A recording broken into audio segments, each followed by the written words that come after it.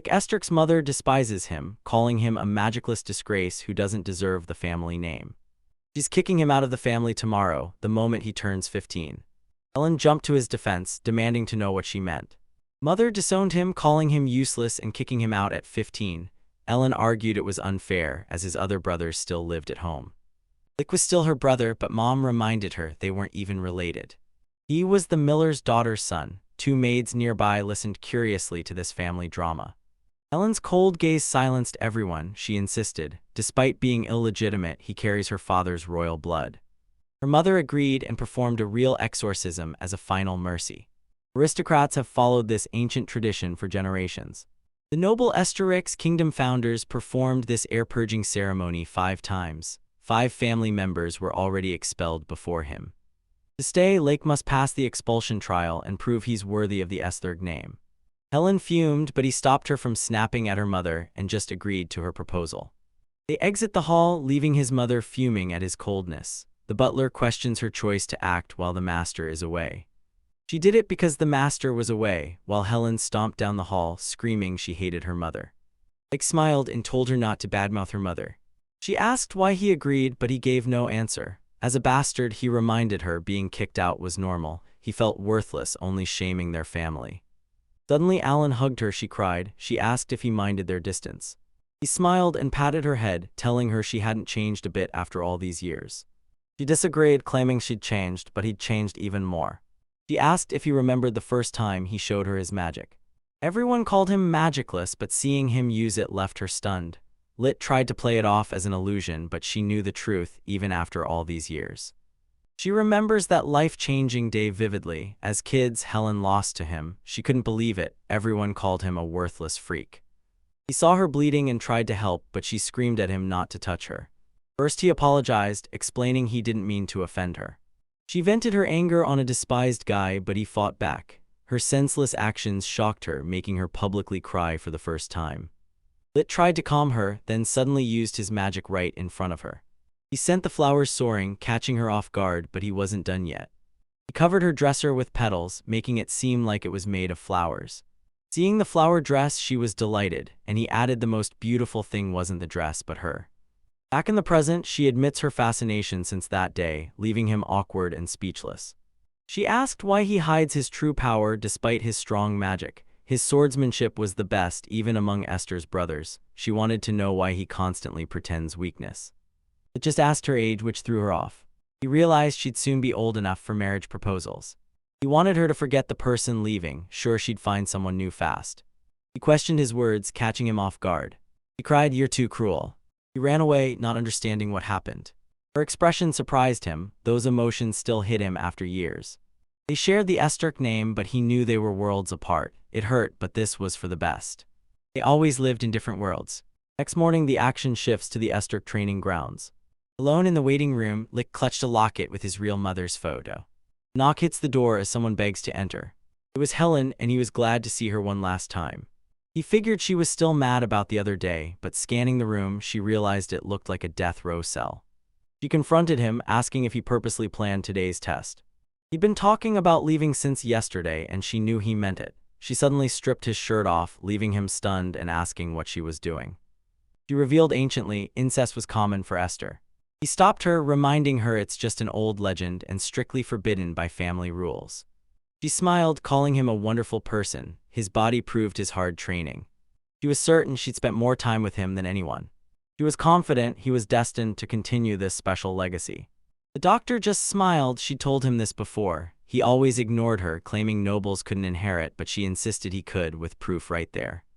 Born with the Estork family's coat of arms on his shoulder. She showed him her symbol, explaining it was the sign of a true Esther. Their mother couldn't expel him. He also had this symbol. She turned, demanding he stop pretending today.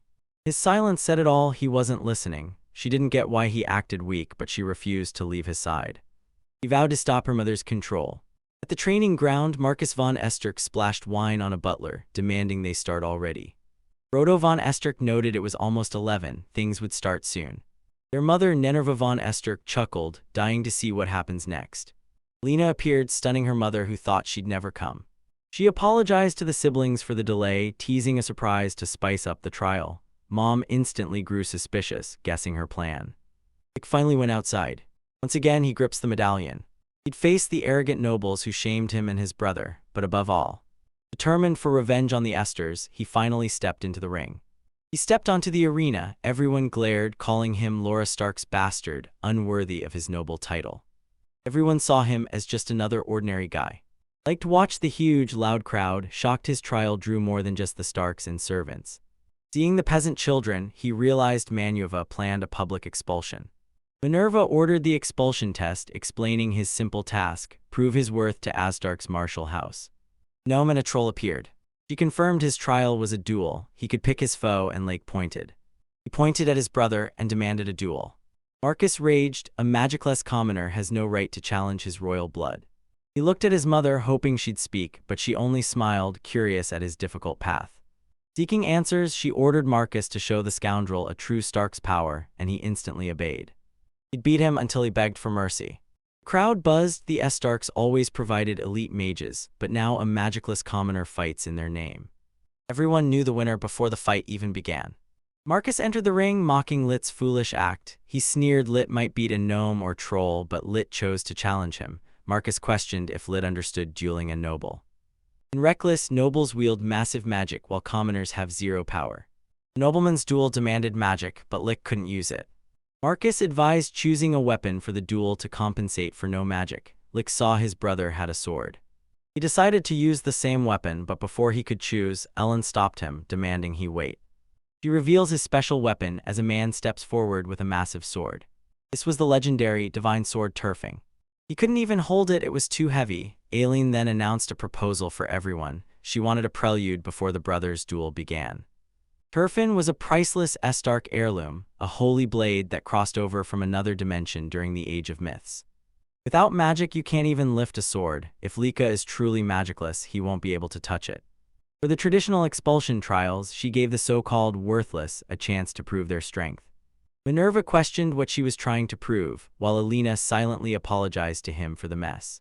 He planned to lose, but she wanted him to reveal his magic and stay in the estate. Marcus snatched the divine sword while Licht stood frozen, mocking his brother's blood and claiming only a true aristocrat could wield it. He raised the sword, repeating an ordinary person like him shouldn't touch it. A few managed to wield the blade, but they're all dead. Even their father, the Stark genius, couldn't pull it out. Marcus knew he'd claim this sword one day. Suddenly, the sword resisted, shoving him back. Marcus smiled, realizing taking this sword would be difficult. It's near impossible. Only one person in history ever got it, the Astark's first leader, Brahms. A stubborn sword only the first head could wield. Even at Lika's feet, it stayed useless. He cut the prelude short, picking his weapon as Marcus scoffed, calling him boring. Manhwa was disappointed he didn't show off, while Eileen was starting to panic. She urged him to grab the divine sword, certain he could handle it. He looked at her, grateful she stayed for the family, knowing he'd never meet her expectations. He'd defeat Marcus now, he wouldn't lose to his brother. Victory meant he'd still leave this house. Minerva sets the rules: fight until surrender or total knockout. The duel erupted. Marcus strikes first, already charging a fire spell. He hurls a fireball. Licht stood still as the fireball closed in. Minerva enjoyed the show then. He effortlessly sliced the fireball, the arena watched stunned. He sliced right through the spell. No one thought that was possible, especially for a magicless guy. Marcus demanded to know the trick. He replied that's why he was naive, he didn't grasp what was happening. He explained he's just stronger, period. Marcus was livid, but Licht vanished before he could react. He lunged forward and blasted him with a fireball. He reminded him the spell works best up close, then pushed him back, which again surprised everyone. Marcus was stunned by his chantless magic, but Licht calmed him, promising he wouldn't kill him. He wanted to humiliate him publicly, knowing a proud nobleman considered losing to a commoner worse than death. His suffering paled next to his mother's torment, all they're doing. Sword at his face, he offered, admit defeat and he'd walk away. Despite his hate, he'd spare him only for his sister's sake. Just then, Ellen called. He shouts a warning as the troll strikes from behind, but Licht barely blocks it in time. Minerva screamed for Marcus to counter while the opponent's back was exposed. Her eyes wild, she only wanted Licht dead. As Marcus fought the troll, he still couldn't accept losing to a normal human. He raised his sword, readying his attack from behind. The healer spun around, using magic to stun him instantly. Dwarf intervened, grabbed his arm, making him miss, and Marcus seized the chance, running up. Flashing him down. left everyone speechless. Gnome and troll recoiled, blue liquid dripping as the divine sword lay at his feet.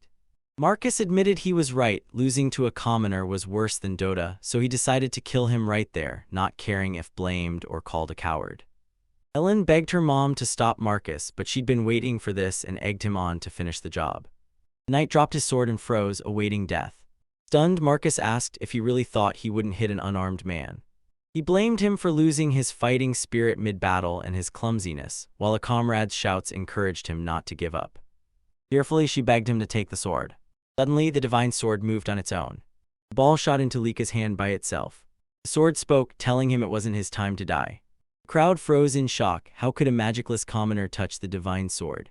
Minerva also stared, amazed. The sacred sword flew into his hands. Helen cheered, delighted. Marcus again demanded his trick. He never touched the holy sword. He demanded answers in a rage, but he was just as shocked as the others. The sword kept calling the man irritating. She recalled the saying, "Loudest screamers are most afraid." He fit it perfectly. She demanded why Licht ditched his sword, and if he really planned to lose to this pathetic loser. Blue light illuminated his divine sword, powerful magic pulsed in his blood. She doubted any warrior could beat him easily. He wouldn't lose to Marcus. The world had finally beat him. Where only bloodline mattered, not power, he believed one person, like his mother, changed nothing. The world's too cruel to defy fate. He thought beating evil nobles meant becoming one, so he played weak to stay hidden. Now, he's done living a lie. Marcus stood confused, asking Licht why he was talking to himself. Licht realized Marcus couldn't hear the sword, and the blade confirmed it. Nobody heard her. She spoke of ancient wielders of the divine sword, but none who heard her survived. She challenged his claim that fate is fixed, and while she won't stop his death, she still sees a spark of life in him. She asked if he was really okay with losing without trying to change anything. The divine sword sensed his true feelings. Licht was finally ready to unleash the blade. She looked into his eyes, instantly knew his desire, and offered herself. He finally drew the sacred sword no one obtained for ages. Everyone was stunned. Marcus trembled, praying it was a nightmare, as Manhwa and the rest stood frozen. Licht brandished the sacred sword for everyone. Spectators whispered, only the first family had ever held the divine sword, so who was this young man? The sword blazed, terrifying the dwarf. Marcus wondered if the beasts truly feared this divine light. Minerva panicked, asking her butler why this happened. Licht had no magic, they'd confirmed. The butler grabbed a magic device, checked Marcus first, 3333 magic. He checked Litz's magic and froze in total shock. His powers grew stronger, he never expected it until. Licht's magic power clocks in at 7777. Manhwa couldn't believe it. Magic like this was unheard of, and Eilon filled her thoughts. She apologized instantly, knowing her next move would make him furious. She exclaimed to the hall, "Witness history, a true hero returns." He called Licht a true Stark hero. Everyone agreed, hailing him the country's hero, but he just stood there, nervous. He turned to leave, but Marcus barked, demanding where he was going mid-duel. After that cheap trick to steal the divine sword, Marcus wasn't letting him walk away. Suddenly Licht turned, his gaze sending shivers down his spine. Marcus trembled as he vowed to vanish like they wanted, warning them not to follow. Sparing no one, he'd finish his enemies with this divine sword before leaving the arena and returning. Walking back, his wound still bled. Reaching the exit, freedom was close, but he blacked out as the divine sword asked if he was okay. He never expected this. He wanted to shame the Stark heir, but this brutal injury wasn't part of the plan. He looked up at the sky, plotting revenge for his mother's insult. He collapsed, fading out as he felt his mother's lap and heard her gentle call. Lena begged him to live, calling for help for her brother. The next moment he woke up in his room and saw Elon sat next to him. The divine sword was there, and she was relieved he finally woke up after 3 days. He officially named him her new master.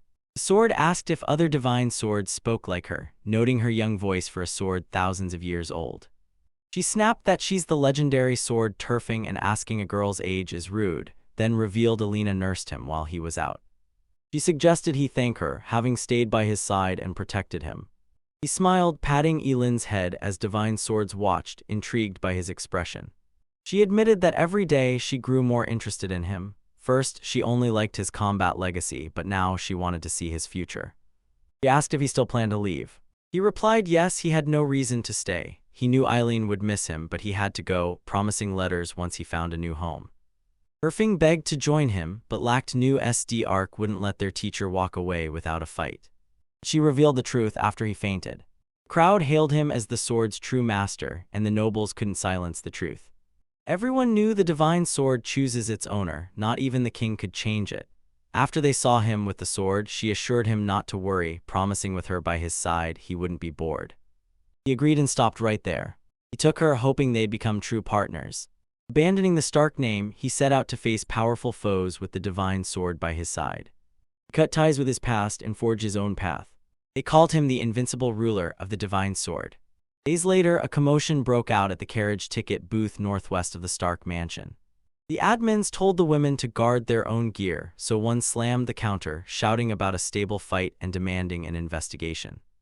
He warned them this wasn't the capital, no place to leave valuables unguarded, shocked they so easily gave them up. He figured they were both well-mannered. A shy friend calmed Marie, agreeing the seller was right, they'd messed up and now faced an expensive lesson.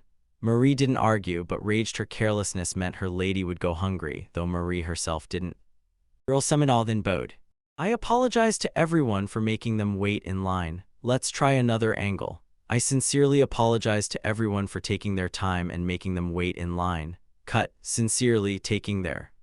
Anger turned to pity as the men saw their miserable state.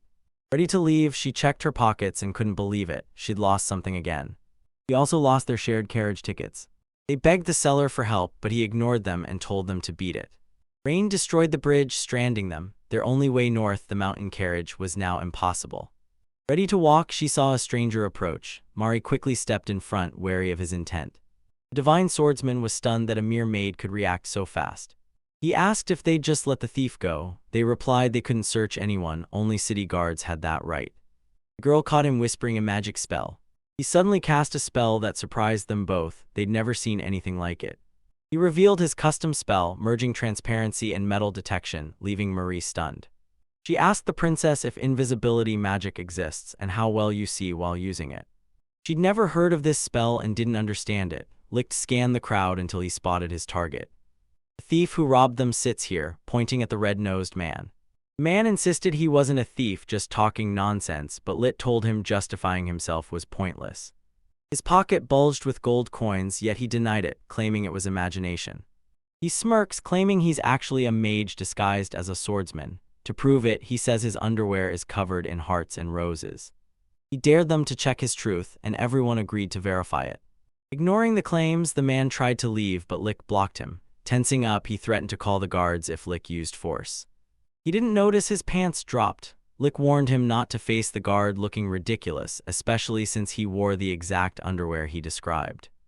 The crowd laughed, mocking his loose belt, but Mari saw the truth. Licht had moved in a blur, slicing it with a dagger. She understood. He handled a sword well while searching the man's pockets. He found the gold pouch, confirming it was exactly what she'd been searching for. The thief claimed he inherited the gold from a dead uncle, daring them to prove the nameless coins were theirs. Marie claims the pouch holds 7 gold and 24 silver coins with 3 broken. Luke checks to see if she's right. He was right, and it proved the man was a thief. He fell, mumbling, thinking it'd be easy. This team was nothing like he'd been told. Marie and the young girl were happy to finally get everything back. The princess spots Licht leaving the store and bolts after him. Mari had business in the shop, telling her to wait while she handled everything herself. On Licht Street, the divine sword mocked him for acting cool without even introducing himself to the girls. She wondered why he helped, thinking him indifferent. He admitted he initially refused, but seeing the young princess bow low, apologizing for the trouble, shocked him. 2 women approached, thanking him for his help. Princess asked Maria to hand him the coin pouch. Maria, hesitant, still gave it as thanks for retrieving the girl's things. Surfing also needed to know the amount. He told her the pouch held 5 gold coins, shocking her. It was way too much, enough to feed a commoner for a whole year.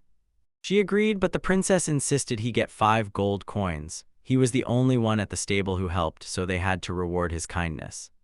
Licht humbly claimed he was just there, but she knew he was decent. Impressed by his actions, she and Mari wanted to ask another favor from the worthy traveler. She asked him to stay with them for a while and help them reach North Town. He was stunned, and Marie even surprised herself. She assured the girl she'd protect her alone, no need for others. But the princess noticed Marie was tired lately. She'd never let a thief steal before. Mari warned against trusting anyone with a hidden past, but his sincere face made her doubt her own words. Licht smiled, admitting he mistook her for a noble trickster, but she's actually a brilliant strategist who rewarded him well. And if he took such a large sum, he couldn't refuse her any subsequent request. Playing dumb, the princess knew money alone wouldn't sway him, but he accepted her request since extra cash never hurts. He met them and agreed to join their company. Shy, the girl wanted to introduce herself. He noticed her shyness and assured her she could use a fake name since their acquaintance would only last until Northern Town. Dropping her hood, the princess introduced herself as Ria. They shook hands to seal the deal, but Marie felt uneasy and warned him not to touch the girl like that. Men watched from afar. Their leader was surprised a traveler joined the women, but he'd still see his plan through. He ordered his men, if the boy got in their way, deal with him. Later, the three shared a carriage to a northern town. Licht admired the window view when Ria laughed, saying he looked like a child. Marie asked if Eston had ever ridden a carriage. He admitted his brothers mocked it as a hobby for simpletons. He loved exploring new sights on their journey. Ria shared his excitement, but Marie warned him to stay focused and work. She warned him to keep the lady safe, and he understood perfectly. He told them he'd checked 10 passengers in their carriage. None carried anything dangerous. Guards watched every carriage, so he told them to relax. He didn't know a guard vanished from the street. A suited stranger arrived. Inside, they met a grandma who served them frozen food, insisting it was delicious. Maria didn't trust a stranger's food, but Licht ignored the risk and dug right in. She screamed he was a reckless burden, so he silenced her by shoving food into her mouth. He told her to relax. He'd instantly spot any poison, always attentive. His words made her wonder about his childhood. He then asked Ria to try it. She agreed. He found it unbelievably delicious.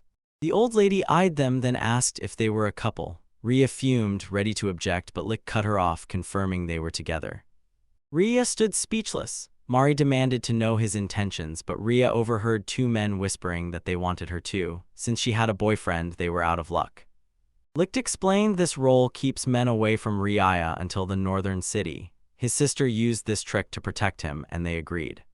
The carriage slammed to a stop. A man pounded the window, demanding answers. The glass slid open, and then his throat was slashed, shocking everyone. Everyone panicked and bolted into the street despite my warnings, but it was already too late. As they emerged, a man waited, heard their screams, and ordered Mari to protect Ria. Unsure of the bandit count, they were at a disadvantage, but he still peered outside. Ria saw a terrified old woman shaking after the man's death. She hugged her and apologized, knowing it was all her fault. Licht looked out to see everyone who fled was dead. The man told Arya Rose to come quietly, claiming they didn't want her dead and these lives were wasted. He warned her resist and more people die, her choice. Mary forbade her from going out, but Licht just asked what she wanted. The princess begged for no more deaths, but he told her nothing she did would change the outcome. He saw it in the man's eyes. They'd kill them all here. They're here to kidnap the princess and kill all witnesses. With no choice left, he stepped out and mocked their guts for trying to kidnap the princess. He demanded to know who hired them, but the leader stayed silent. Another man snuck up behind him, attacking. Licht stood still as vines suddenly snared the man's arm and pinned him to the ground. He resumed interrogating the leader, demanding their numbers. He couldn't believe he'd used binding magic so easily. Licht was surprised these people understood magic, so he knew they weren't ordinary bandits. He charged a fireball and lunged at the leader, while the bandit drew dual sabers and struck back. The blade slices right through him. It's just a mirage. The real Licht stood right behind him, and before the leader fully turned, he blasted him with a fireball. No effect. The leader mocked, claiming weak weapons couldn't defeat him. Licht was stunned. From the carriage, Mary screamed at him to stop hesitating and fight or die. The leader agreed, praised Luke's skills, but noted a huge difference between him and the team. Suddenly, the other group members appeared and surrounded him. He claimed the difference was simple. They'd sacrifice anything to win. The bound man proved it, hacking off his own hand to escape the magical vines. With one hand left, the man bolted for the carriage to escape. But Mari wouldn't allow it. She threw a knife, stopping him mid-run. Realizing she's the princess's guard, the leader watches her himself and sends his men after Licht. Suddenly, Licht unsheathed his divine sword, instantly slaying his enemies. Before the leader understood what happened, he swung his sword at him like an enemy. Shredded and sent flying, he watched one swing drop 4 men. No ordinary human could do this. He froze, not even trying to defend himself. Maria realized an ordinary person couldn't do that, asking Arya about the sword. She instantly realized Licht is one of the few who can wield the divine sword. The divine sword sliced stone like silk, proving the legends true. Turfing snapped, asking if he thought centuries of peace made her rust. The blade needs no maintenance and no enemy can hide. But he left one alive. She praised him for igniting the divine sword, urging him to show his true power. He lunged at the leader, who blocked with his sword. It flew back, shattering his fingers with a single strike. He knew one more hit would be his end. He tried to fight, but the divine sword struck like lightning. The leader was cut in half, dying instantly. When Blitz scattered everywhere, Lit froze, and Turfing asked if he was okay. Myra praised his performance, shocked by his skill for a rookie. She asked if this was his first kill, and he confirmed it. He scanned the area and smiled, telling her they were safe to stay a while longer. Near gone, she felt sorry for him. He placed her hand on his chest and realized she longed for peace. His talent denied him this. He saw her face and asked what was wrong, but she stayed silent. Some people survived. He ordered them back to the carriage to escape, but they stood frozen in terror. They all refused to share a carriage with the young princess. They sent the three ahead, leaving only after the carriage vanished. Marie snapped, asking if they knew who the girl was, but they didn't care. They were too selfish to risk their lives for a stranger. Arya stopped her, agreeing it was right. She told Mari to guard the carriage, then focused on Licht. She had to talk with him, so the three entered the carriage and drove off. He stared out the window as they drove, asked if the chaos still bothered him. He nodded, in no mood for the scenery. Refusing, he asked why they'd kidnap her instead of killing the princess. This wasn't like kidnapping minor nobles for easy ransom. She was a princess. Even with a ransom, they'd be hunted for life, punishment unavoidable. Only a fool or a powerful figure could devise this, power rivaling the king. Gary just smiled, dodged the question, regretting not meeting him sooner. She hoped this would help Marie. Meeting the divine sword user felt like fate, so she asked his plans for the northern city. She dodged his questions, so he asked if she wanted his continued protection to the city, and she said yes. She warned the truth would get him killed, so he finally backed down. He got her point and swore to drop it, finally putting her at ease. She apologized for hiding everything, explaining she had no choice. The trio finally reached the northern city. They exited the carriage, goodbyes loomed. Arya asked if he'd stay in the city too. He said yes, wanting to join the Adventurers Guild. Arya scribbled a note, begging him to take her along. A princess's personal recommendation, she knew it wouldn't be refused. He accepted the letter and thanked her. She brushed off his thanks, insisting it was the least she could do. The divine sword was impressed. She even wrote him a recommendation letter for free. Saying goodbye, Turfing asked why he refused the princess's invitation to stay. He replied he doesn't want powerful people using his skills. He abandoned the name Estarka to leave that life behind forever. With her, he needed no one else, so she teased him, asking if he was confessing his love. As he walked away, Mari froze, wondering if she should really let him go. Arya teased her about liking him, but she claimed she didn't hate him. She just didn't want a man with a mysterious past near the princess. As Arya's shield and sword, she hated the job but refused to stop intervening. Arya wasn't embarrassed, she expected it. With no reason to stay, she reminded her of their city's mission. Together, they pushed forward to finish the mission. Licht hit the hotel just resting on his bed. Turfing asked about the guild, but Licht said he'd think tomorrow. He had enough money, saw no rush, his future was planned. Tomorrow held many tasks, so he only wanted rest. He instantly crashed, surprising Turfing with his speed. He was only 15, basically a baby to her, so she let him rest and took a break. At night, Turfing saw someone climb through their window. He woke Licht, saying a stranger was in the room. It's Mari, and she sits right next to him.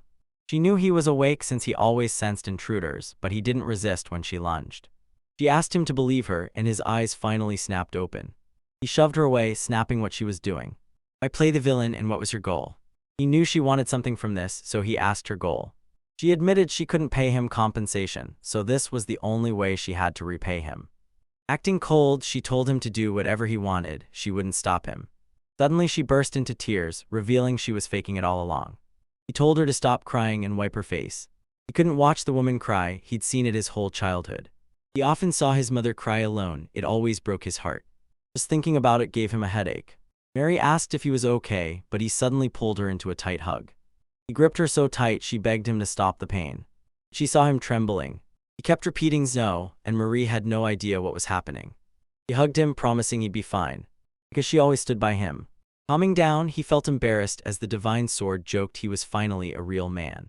He insisted she was still innocent, so Turfing asked if he was even interested. She thought he didn't care for women, seeing his lack of reaction to them naked, but he insisted he did. He's always had his sister by his side, often sneaking into her bed. Turfing found this disturbing.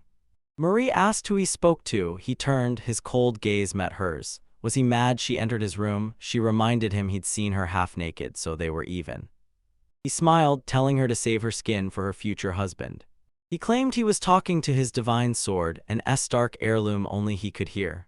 Mari was stunned he could speak to a weapon, but the name Estark intrigued her even more. He was an Estarkov just days ago, but now he's been exiled and is just a regular guy.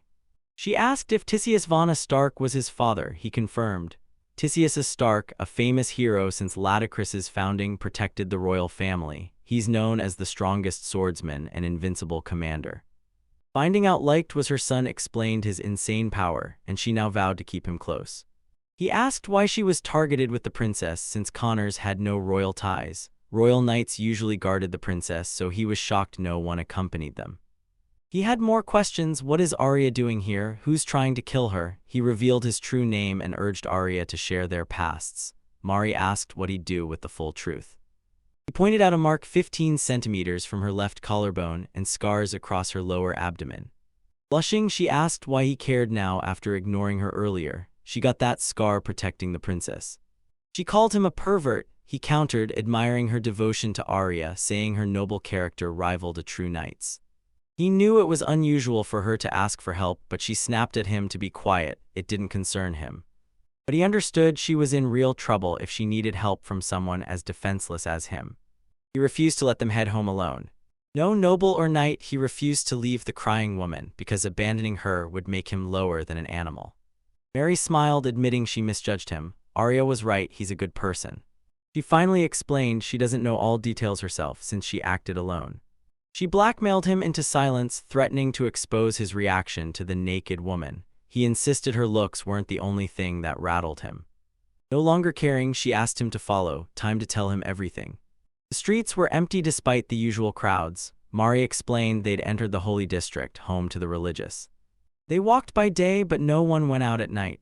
She added Ice Hill was the only city where the Latacrian Holy Church's bishop held judicial authority, completely free from aristocrats.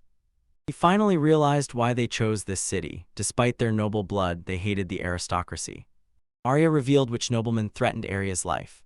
Ladicrus's finance minister is Lord Baumunk. She asked if he knew Baumunk, and he confirmed he was his father's friend. Lord Baumunk and Laura Stark were legends. The Baumunks ruled the nation while the Ashtarks dominated the military. He wondered if he and Marie were closer than he thought, but Marie wasn't sure.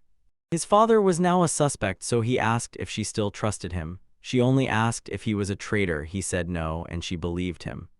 Arya's trust was enough for her, but he was stunned and asked why she believed in him so much. She said the princess has amazing intuition and instinct, a true salvation for a girl everyone called a clumsy failure. He heard that and demanded her meaning. She finally confessed that despite being the princess of Ladacrus, Arya couldn't use any magic.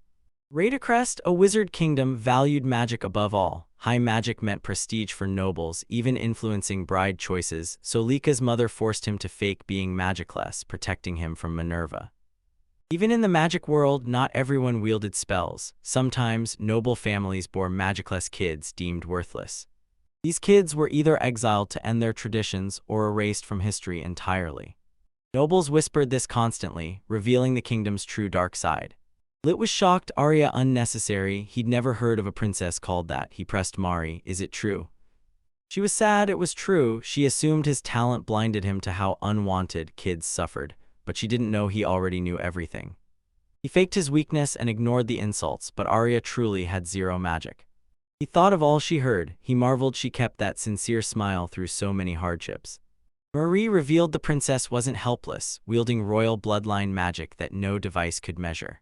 He didn't understand her talk of unmeasurable magic until it clicked. This only happens in fairy tales. Magic comes in forms: fire, water, earth, light, darkness. Levels usually measure these attributes, but her magic belonged to none, making it different. He asked if she meant attribute-less magic. Everything was true. Without properties, she's cut off from the world's magic and totally helpless. Licht couldn't believe this was actually happening. The divine sword denied him, claiming he'd met an attribute-less user, making him realize it meant the sword itself, which explained its unique power. unlike normal swords operating on 6 attributes. Divine Sword unleashes elementless 7th magic. She explained that magic without properties belongs only to gods, since humans aren't evolved enough to understand it. Minutes later, they reached the church and stopped. Maria led him inside. He looked around the church, a field hospital. He met an old man, then saw he was already dead. Maria explained these weren't just refugees, telling him to check their skin color. Their gray, dragon-like skin meant they had stone scales, a disease Mari already recognized. He'd read about it in the library, so she figured he knew about stone scales, a disease where skin turns scaly, then stone hard, and if it hits organs, death is certain. He asked why she brought him here tonight, but then he spotted Arya. She fed the sick, and Mari revealed the princess secretly brings everyone supplies. Surprised, he asked if they came from the capital for this dangerous task. She replied, part of the truth. She helped them out of kindness, but the princess stole their medicine from the royal pharmacy. Her bravery stunned him, and Murray admitted that's why he loves her. He asked why they stole the medicine, sure the king would give it to the people to avert disaster, even if they waited. If the medicine wasn't rerouted, it would have arrived without any theft. With the princess also robbed, he suspects Lord Bamunk planned the whole thing. Mari lacked solid evidence, unable to conclude from capital rumors. Still, it could be true. Having shared all her info, she let him decide and left to meet Arya. He caught Arya's beaming smile again.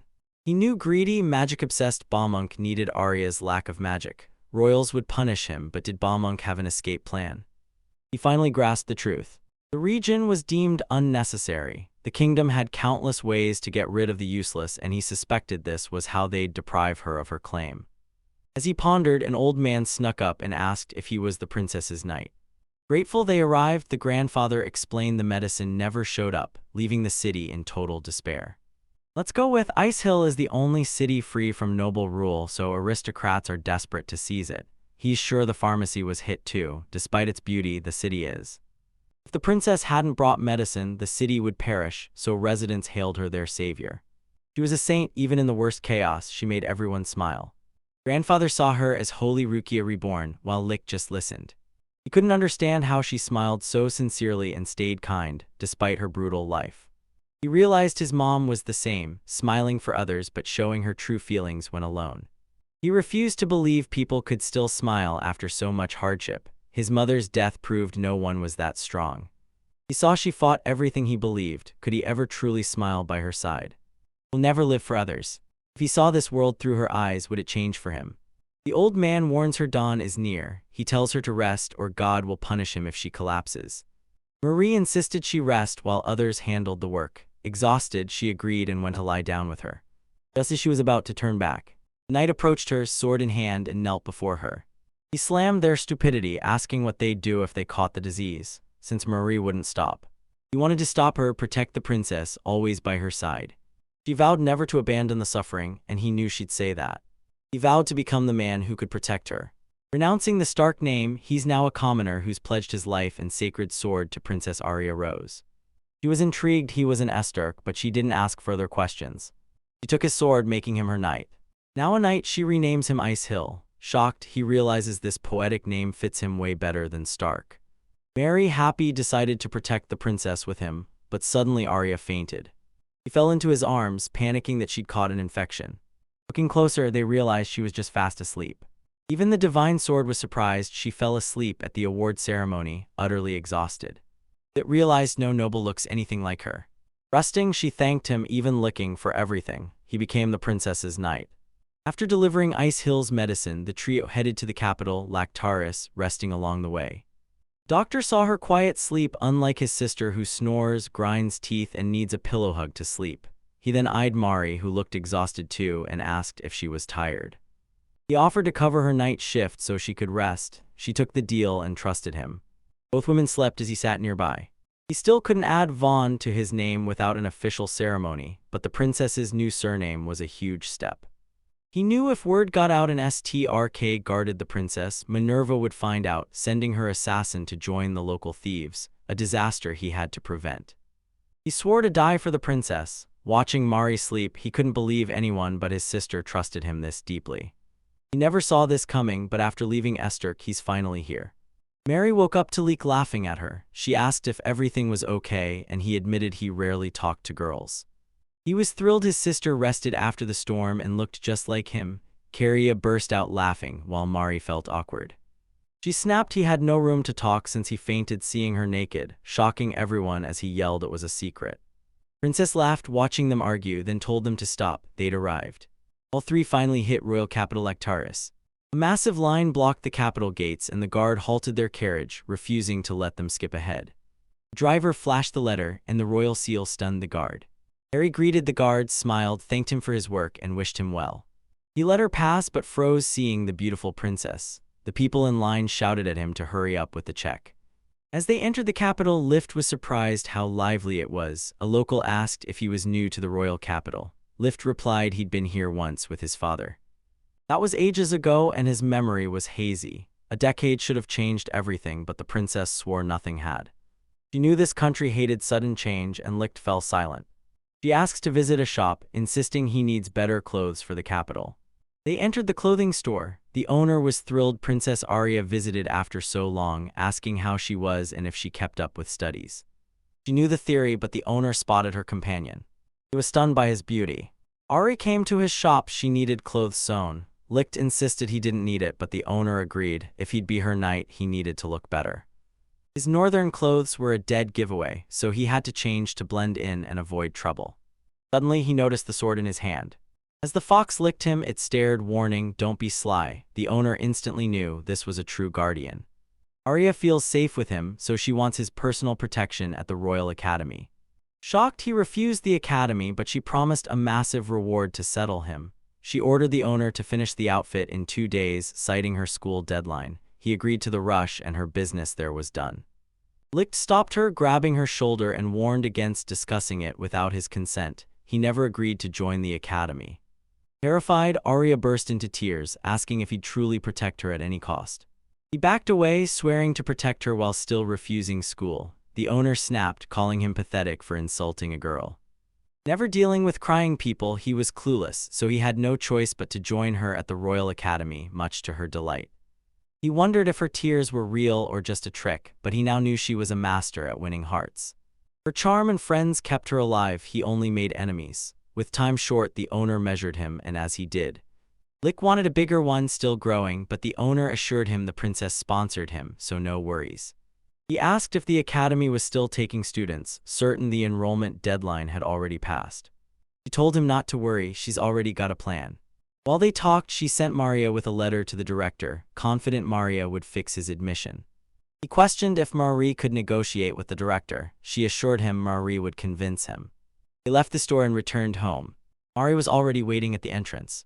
The academy visit went perfectly. They accepted her offer instantly without negotiation, catching her off guard. Arya sent him to the guest room with Mari to rest until dinner. Maria led him to the room, immediately sitting on his bed. She told him to just ask for anything and she'd prepare it. He tell her this room is way bigger than his Escorting one, and she's thrilled. Now that he's the princess's protector, they're equals, no more special guest treatment. She's older, so he better show her respect. She knew he questioned her tiny estate and agreed it was small. As a princess with no gate security while neighbors had massive estates, he wondered if it linked to her power or status. He reminded him, if the king had a son, the princess would have stayed in the main palace. 3 princesses competed for the throne, and Arya was the second contender. No king ever lacked magic, so despite being second in line, she received a meager assignment, clearly signaling she'd never rule, essentially expelling her from the palace. Doctor asked if Arya planned the throne, but she advised him to ask the princess directly, then suggested he rest until dinner and left. Alone at last, he draws the divine sword and notices she's unusually silent. Turfing laughed, telling him to understand women's feelings as even she needs quiet. Dismissing this, she suggested since he's free, he must write his sister that promised letter once they settle into the new house. She nursed him for 3 days while he was out, so she's definitely expecting a letter. He agreed and, despite never writing before, decided to update his sister. He wrote a letter recounting everything that happened after leaving Escorting. He hid the bandit attack to keep her calm, detailing Mari and his enrollment at the Royal Academy. He trusted Ellen's smarts, but to ensure privacy, he magically sealed the letter and sent it by pigeon. 2 days flew by. The prince tried on his custom outfit. Mari loved the look and told him to go show everyone. Stunned by her speed, he thought she'd take longer, but Marie boasted she was an elite maid. He descended to Arya. Seeing his new form, she called him wonderful. He stood speechless as Mari pushed him, demanding he praise the princess too. Despite zero experience, he complimented her hair and white outfit, making Cherry beam. His untidy tie caught her eye, so she adjusted it. Now ready, they both headed to the Royal Academy. Up in North Estark, Helen lay on Licht. She longed for her brother. Carrier pigeon lands at her window with a letter. Reading the letter, she learned he'd enter the Royal Academy, which greatly impressed her. In the carriage to the Royal Academy, Arya handed him papers. He asked, surprised, if it was an exam, thinking it was just class. Arya laughed, reminding him it was Sunday, no class. Feeling awkward, he realized he'd completely forgotten what days were. Living with the Starks, he'd lost track of time, and traveling didn't help. Now that he's a student, dates finally matter. Arya explains the exam is a mere formality since The academy sat half an hour from the capital lake. He heard 1,000 students studied there, with staff, over 2,000 lived there. So many people formed a small town. All students were the nation's best, commoners and nobles alike. The academy's massive scale stunned him. His divine sword asked if this was his first school, and he nodded. The Estarks never wanted him around people. Struggling with peers, he hid in Astarkiv's vast library. Only his sister Ellen stuck by him, despite hating the library. Herfing told him to enjoy school, but he doubted he could while secretly guarding the princess. He wasn't there for fun, but the new challenge made him smile. Arya approached him, saying she was pleased to see him smiling.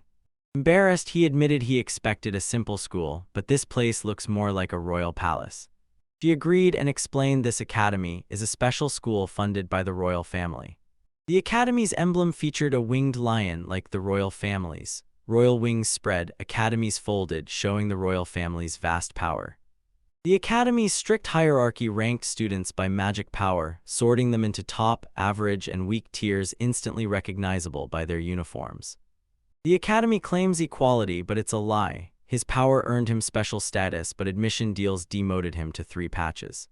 He resided as an honorary special student. He realized her bezel-less magic made her a weak student, but as an honorary student, her background explained this perception. The royal family runs this academy, so Arya leads me straight to the exams. In the classroom, 3 teachers already waited. Suddenly, one faked a foul smell, blamed Licht, and called him a filthy commoner. He called him trash and demanded to know how he tricked the princess for a recommendation. He eyed his reflection, a commoner living well, and wondered if he could please women at his age. Harry rushed him, demanding he take it back and apologize. Licht stayed silent, then calmly told her anger was pointless. He grew up among such people, used to their provocations, and warned her not to give in. He smiled, telling her this didn't bother him, so she had no worries. She was fuming, but knew he was right. A public scene was a bad move. She couldn't let his words slide. She hoped he felt the same as the teacher led her outside to wait out the exam. When she returned, Licht stood, wondering why she got so angry at him. He valued no one valued him. Everyone was indifferent, but Arya was different. She was worth fighting for, worth his life. He realized they were too different.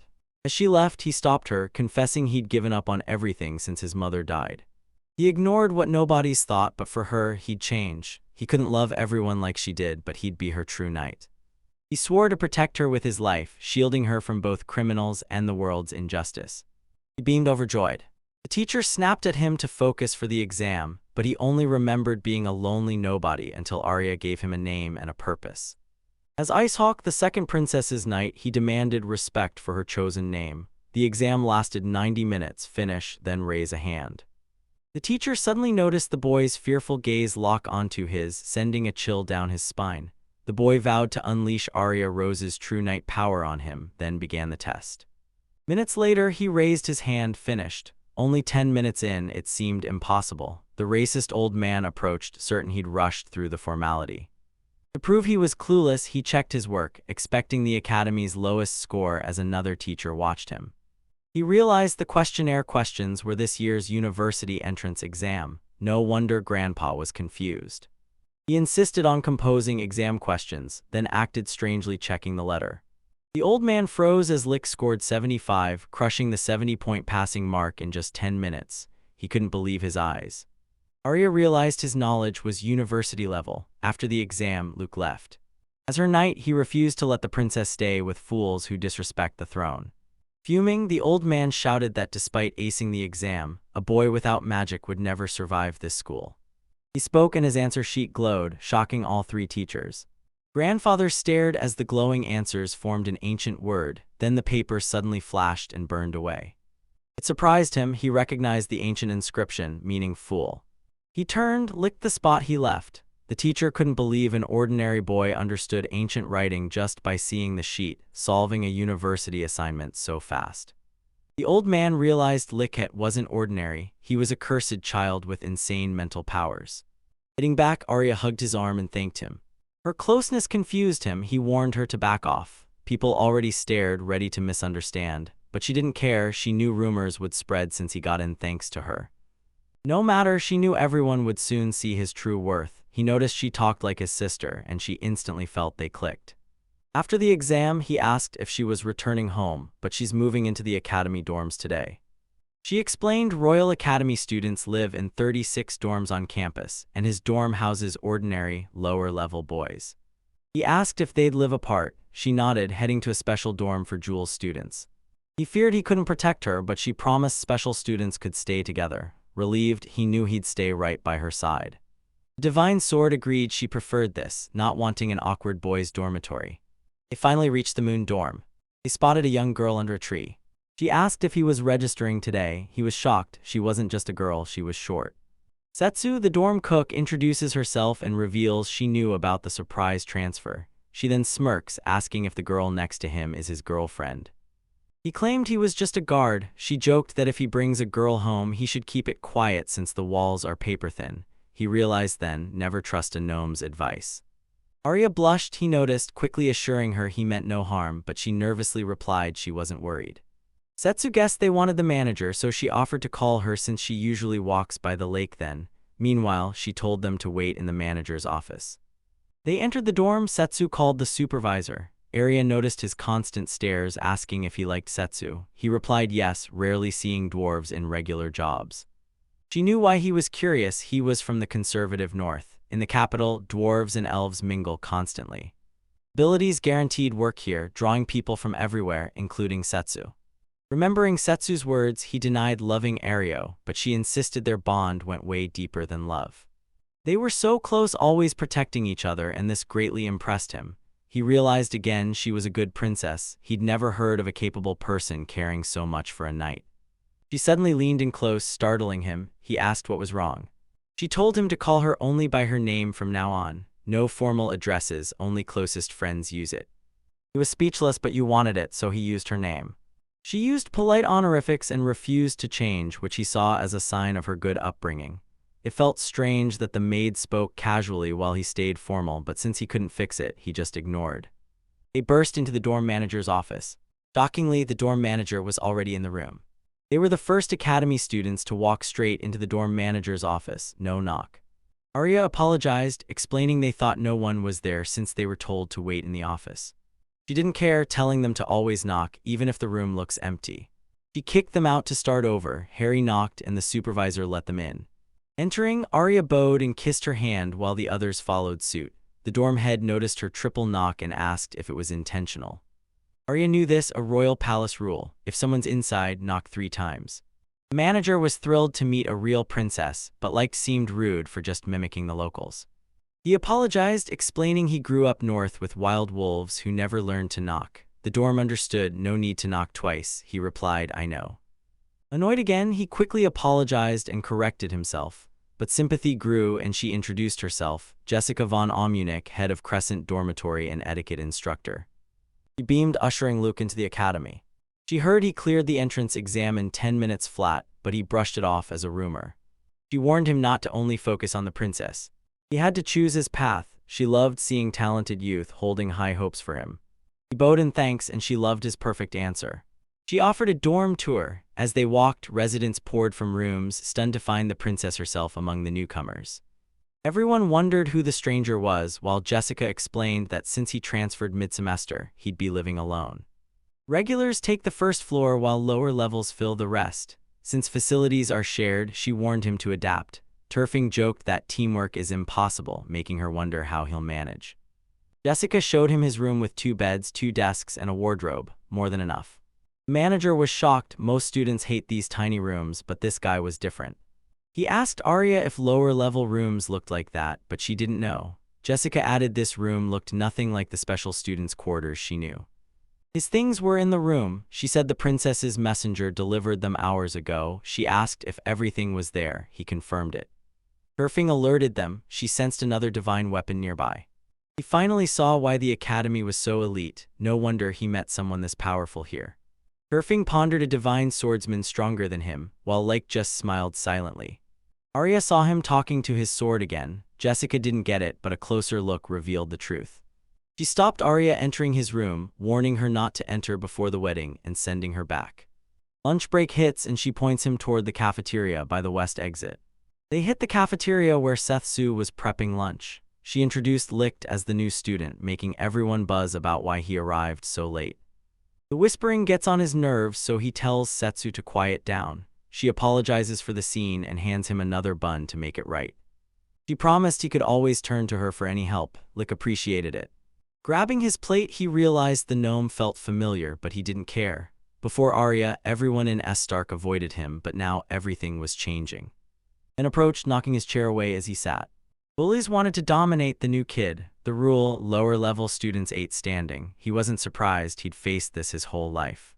He refused to listen, claiming his dignity wouldn't let him eat like that. Enraged, they asked if he really dared defy them. Setsu rushed in, questioning the chaos. The leader ordered his men to take her out. They snatched her. The thug Vald declared himself Baron Vald Garland's heir. He knew Licht Aesholk's name, and Licht asked how he knew him.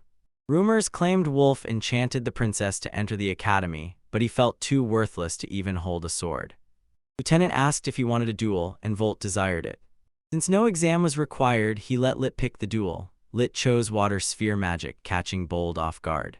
He understood his shock. The water sphere is a basic spell taught even to kids. The harmless water balloon spell, safe for kids and basic magic 101, shocked Vol when he saw it used in combat, long abandoned by schoolchildren. He said combat magic at the academy is too loud and brings unwanted trouble. Vol agreed, warning he'd make him crawl. Licht realized this bully at the Royal Academy might be very strong. He didn't worry, knowing their strength. They talked more than they acted, blindly trusting whatever they were fed. He never met anyone actually strong and was sure this guy was just another fake. Bull, boasting about its giant water balloon, claimed few students could make one so huge. Witnessing an ordinary student's power, Lit understood. No wonder they were overconfident and feared no one. Vale heard, demanded a repeat, but he simply made a water droplet on his fingertip. Bald mocked the tiny water ball, laughing at the power gap before unleashing his strongest blast. The crowd's already calling it, he won. Licht launched his water balloon and it nailed the target. This shattered Wattspiel, leaving him stunned. He couldn't grasp how a tiny water ball ruined his massive one. The crowd erupted in cheers as a low-level student crushed an elite. Furious, Vol barked for silence. His pride as an aristocrat and diligent student wouldn't let him lose to a lower-level student. Believing the rumors, he knew his presence would disrupt the Royal Academy, so he'd prevent it by ending himself here. He unleashed his mastered fire magic, ready to turn him to ash. The voice yelled stop, the duel was long over. Licht turned to see just another student. He introduced himself as Creed, an ordinary student with a simple background just like him. The boy rejected the help, but the guy warned him never to underestimate an ordinary student's power. Valad only got more hyped, seeing two commoners as his chance to go all out and crush the princess's clueless guard for recognition. Krita feared his madness would torch the dining hall, while Lake Puss ignored the danger and demanded Vald take back his words. He instantly appeared, grabbed his face, and slammed him into the floor. He immediately made it clear he wouldn't allow insults to the queen, her knight. Grandpa nearly wet himself in terror until Jessica burst in and stopped them both. She demanded polite behavior in the dining area, telling those who hadn't eaten to sit and finish, then needed to talk to Licht alone. She pulled him aside, demanding what he'd done. Arya's a knight couldn't let a bully insult his lady.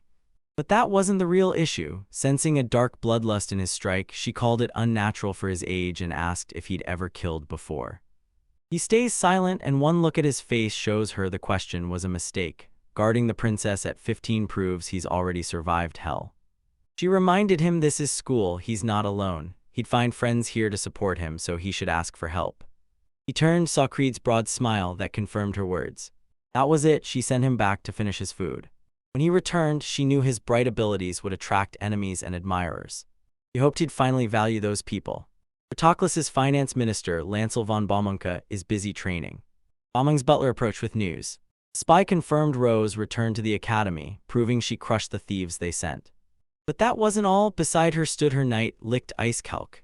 Rumors hailed him a master swordsman, but Baumund hadn't heard his name, wondering why no one knew such. Stewart described a 15-year-old boy, black hair, dark eyes. He appeared right when a Stark was expelled, and despite a different surname, his name was identical. Baumund burst into wild laughter, realizing the guest was Lord Tessis's son, but the butler warned it wasn't confirmed yet. He countered, then just confirm it. Back with Licht, after the cafeteria incident, he practiced his sword near the dorms. The divine sword warned him. It had long sensed many hostile gazes. He wondered what she meant, but turning around left him stunned. He saw girls discussing his cafeteria incident, calling him popular and handsome. Turfing laughed, realizing they'd stumbled into the women's dorm backyard. He was sick of the attention and just wanted to stay low-key at the academy. He hit the cafeteria and inhaled a pile of bread, shocking the crowd. Creed approached, asking about his crazy morning appetite. He then noticed girls peeking from windows, surprised to see so many near the dorm. He couldn't believe everyone was chasing the new guy. He said bullies cornered Connor's students in the cafeteria, forcing them to eat at specific times. Now they ate peacefully thanks to defeating Volga. Volga sat across, fuming, yet knew he couldn't touch them. Creed remembered how students like him were always underestimated, belittled, and used to it. Licht appeared and challenged the ancient traditions everyone ignored, forcing them to question their common sense. They insisted he wasn't fighting for that reason, but Creed wasn't buying it. He knew one thing: after that duel, everyone woke up and he liked it. Suddenly, a girl came up behind him, greeting them both. Licht asked if the girls could use the cafeteria, but Creed said it was boys only. Ignoring the rule, she eyed the bread on his plate. She figured other girls thought the same, and she was no different. She showed him this morning's dorm cupcake and offered it. He accepted the offer, but Creed warned him not to overeat and get sick. He told her Licht's been getting gifts from commoners all morning. Licht was shocked she was one too. She introduced herself as Anna, admitting she saw him near her dorm this morning and couldn't resist meeting him. He ignored her and turned away, even as she awkwardly apologized for bothering him. His magical sword fascinated her. She asked to examine it. She drooled at the sight. Turfing was surprised by Anna's interest. Anna found the divine sword beautiful, white as snow, gold-adorned, resembling a pure maid. One glance and she instantly recognized the divine sword Tiefing. She knew the Turton was a Stark family treasure from the north and wondered how it got here, but Licht stayed silent.